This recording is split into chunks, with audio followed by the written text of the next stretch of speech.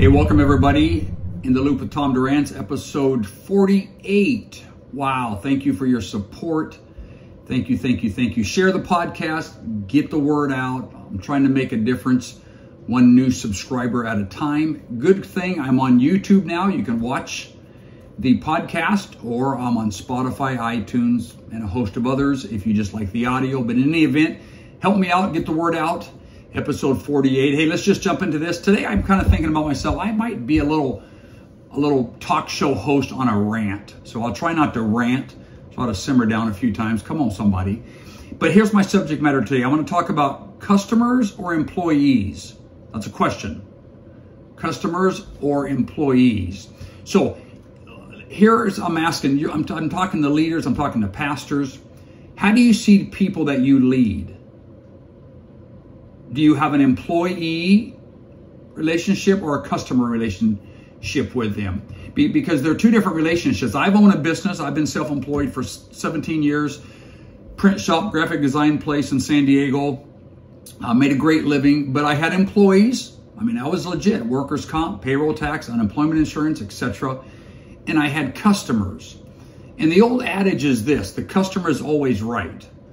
Hey, when you're self-employed, that is true, because customers are what you need to stay in business. I posted this a few months back, and it said this, and I'll paraphrase it.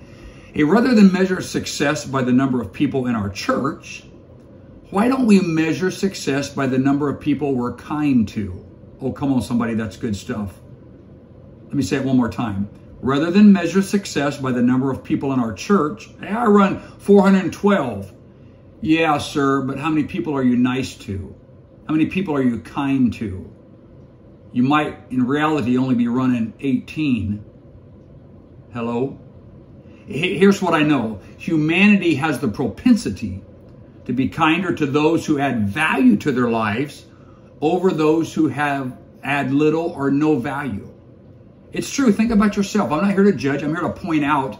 And some things I'm pointing out, I do see in the world that I live in. I pray, Lord, let me not be like that. I work very hard.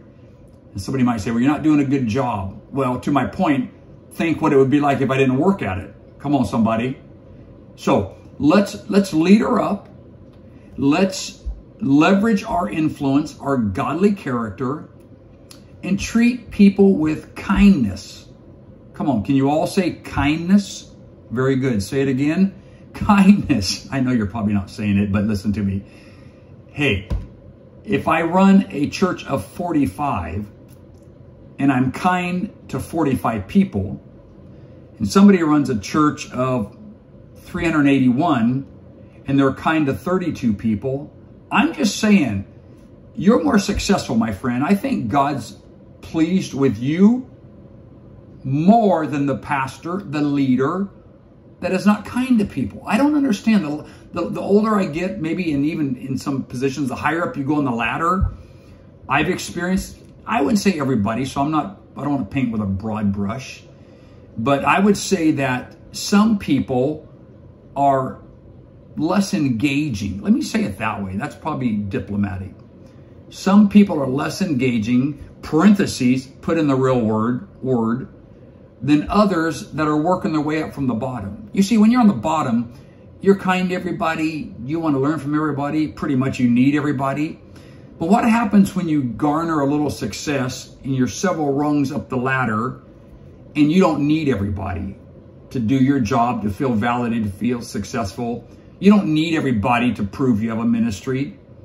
And so you're at the top of your career, hey, top of your ministry, top of your calling.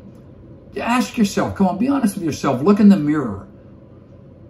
If I'm judged and measured by God by the kindness to people, what would I get?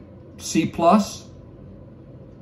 Be honest with you, I know some people will get an F-. Ooh, yes, I said it. F-. I'm not going to call them out. I'm not going to imply that at all, that I would ever do that. But look, it's a takeaway for me, and I want it to be a takeaway for you. Find someone in your own life. Do you have anybody that's D-? God, help me not be like that. Again, My reference point isn't to criticize them. My reference point is to make me better. Hey, who I am, hey, this is your challenge. Who you are ought to propel you to be better than the bad examples that you have. We're not making them worse. I'm not throwing nobody under the bus. I'm not calling nobody out. I'm not an Old Testament prophet. Bless saith God. No, I'm not doing that. I'm just saying, if it's a reference point, I'm going to say a mile marker for me, and I can be better in my own head, spirit, and mind, then God make me better. Again, my title is customers or employees. So you see, employees, in short, I told them what to do. I made their production schedule. I said yes or no if they could get off. I decided if our company is going to offer health insurance, PTO, holiday pay. Someone once said, well, you know what the golden rule is? The one with the gold makes the rule. Come on, somebody. So if I'm making the golden rule at Dura Inc. back in the day, I have the gold, which is the paychecks to everybody. I make the rules. Those are employees. Either they perform, I motivate them to perform, or I find someone that performs better, because employees make me money. So if they're lagging and slacking and a bad attitude, spewing poison in the back production, no, I don't need, get out of here. I don't need you. But customers, on the other hand, are people that we are over accommodating to, because I need customers to fund my life. No customers, no print shop, no food for my kids. So my mentality, my relationship with a customer might be a little more forgiving than an annoying employee that gets a bad attitude every 6 months, and I got to give them, I'm going to say, a quote unquote motivational speech, wink, wink, fire them up, and then they do good for another 6 months. And I don't treat customers that way. In fact, sometimes customers treat me that way. But when I hang up the phone, at the end of the day, I'm billing them, I'm invoicing them, they're giving me money. So I'm pretty much saying, hey, whatever you want. Hey, can you print this in 3 days and ship it to Miami? Yes, sir, whatever you want. I'll work my guys through the night. Parentheses, but you're going to pay the bill. But I'm going to come through, I'm going to be there, and I'm going to yes, sir it, whatever they need. Why? Because they're the customer. I pretty much work for them. When someone works for you, you set the expectation, you set the bar. And customers, on the other hand, they have choices. We need customers. When I owned my print shop for 17 years in San Diego, those customers financed my way through life. And thank God, glory to God, I had a very lucrative business and we made bank. I was always faithful to God. That's a whole nother podcast. I never shortchanged God. I never missed church from some excuse. I got to work. I always kept God first, but those customers bankrolled my life, and I treated them with respect, and I was never condescending to them. So question for you here, okay? Listen, are you leading customers or employees? Come on, somebody, you know that's good. Is your leadership more of a salesman to customers or a boss, dictator, tyrant, ogre, a Shrek to employees, and people hate working for you? In the workforce, they work for you. They worked for me probably because they needed the money. If the employees don't like me, I don't really care. Run the press, get on the cutter, do the folding, ship it to Miami. I'm making money on you. You don't like me that much? Really not my problem, as long as I turn a profit. Now that's the business world. Segue into from the marketplace. Now let's segue into ministry. I've seen, unfortunately, some leaders, let me walk very gingerly, some leaders, some pastors, yes, I said it, treat God's people like employees. I'm going to probably get some blowback on this one. Unsubscribe from my YouTube channel? Yeah, maybe.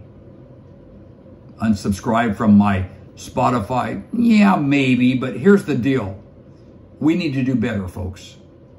Just because you are a leader or a pastor doesn't give you a pass to rough up people.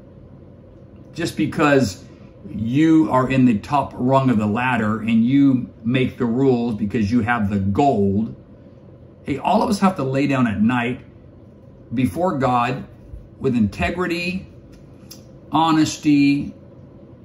Hey, here's a great one for you. A Christian? Yeah, that might preach someday. Am I being a Christian to the people I lead? That's good stuff. Come on, somebody. I think our movement, I think the people that we know, we all, I'll include myself. Come on, I haven't outgrown correction. I haven't outgrown submission. We all, including Tom Durrance, need to treat God's people better, kinder.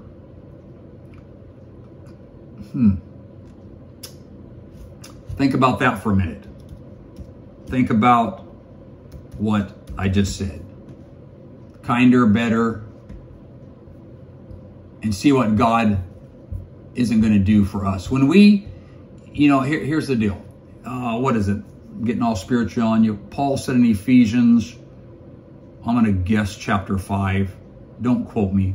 Remember, he said, hey, love your wife as Christ loved the church. How about I put a new one out there for you, pastor or leader? Hey, love God's people as Christ loved the church. Woo. Love God's people as Christ loved you, dear pastor. Love God's people, dear leader, as Christ is patient with you, dear leader. Question. Are you leading customers or employees? Come on, you know the answer. What kind of relationship do you have with the ones that you lead? Wow. Tough questions. Yeah. But if you want to get better, come on, you got to stay on the potter's wheel.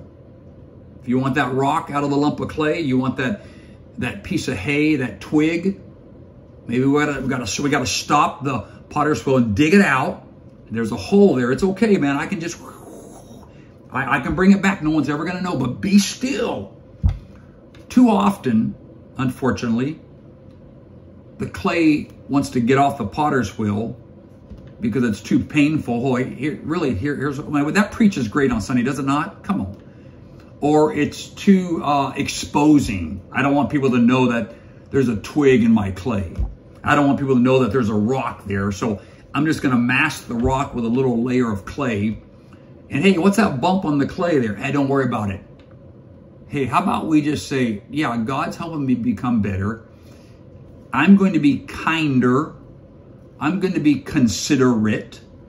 I'm going to be benevolent to people that have nothing and no value to me. My experience, humanity has the propensity, I've said it, to be kinder to those who add value to their lives over those who add little to no value, end quote, Tom Durrance. Okay, I'm done with my rant. Hopefully I've provoked you. I'm in the Word now. Don't push back on me. Be nice to me. Hopefully I've provoked you, to good works. Hopefully I've motivated you. Hopefully, really, I fired you up. Hey, come on, let's do better. God's picked us to lead. We are the high priest. We are here for God's people to get better, and we need God's people. Those are our customers in the context of the marketplace. And again, let me just say one more thing, and I'm going to quit. You know what bugs me? When people say my church or my people. Oh, yeah, I let my ladies go to ladies' conference.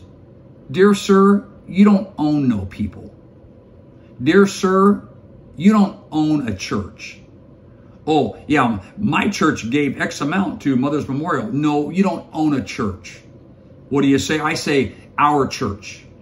I just say God's people. I say, hey, I'm so happy that 14 ladies from our church went to ladies' conference. I'm so happy that we gave $7,000 to Mother's Memorial. Side note, get rid of the my. You don't own nothing, okay? God didn't, this is God's people. What, John 10? My sheep are called by my voice and know my name. That's not your name and that's not your voice. Ooh, come on, somebody. I think I better stop my rant right now. I'll pick up the rant next month. But for now, let me just say, God bless you guys. I'm not mad at nobody. If I was in church, I'd say, hey, turn to your neighbor and tell him pastor's not mad. I'm just trying to provoke you to good works. Okay, God bless you. Thank you for everything. Thank you for listening. Have an amazing month. Come on, let's get better and give glory to God. Take care, everyone.